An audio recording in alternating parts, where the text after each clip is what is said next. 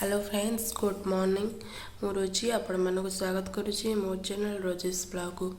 तो अभी आम हॉस्पिटल जीवु पुओ को लेकिन पुअर ठंडा हो खास भी हो बहुत सारा टिके भय लगुच कारण ए कोरोना टाइम तृतीय लहर भी आसला हेरी।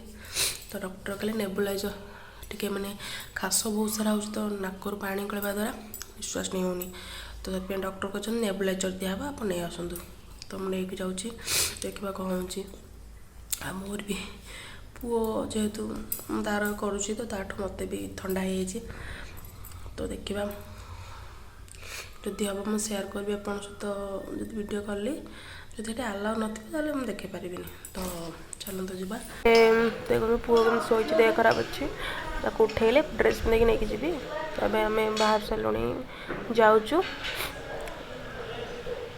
बाटे तो मो पु मास्क पिंधा तो बहुत भल लगुच मास्क आम पहुँच गलु हस्पिटाल। तो जीवु भितर को डॉक्टर भी आसी ना फोन करी।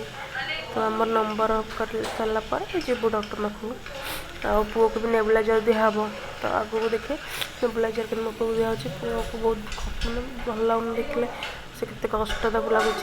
तो से शोई पड़ी नेबुलाइजर लगे सारापर कफटा तो से भाई क्रिटिकल भल नुह।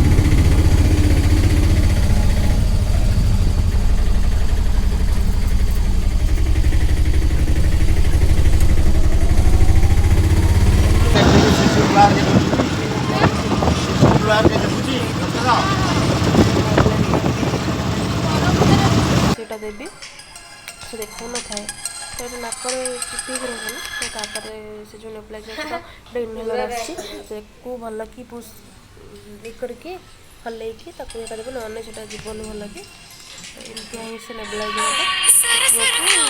दिन को 6-7 थर दिखापर भल है 2-3 दिन टे कमेब डोजटा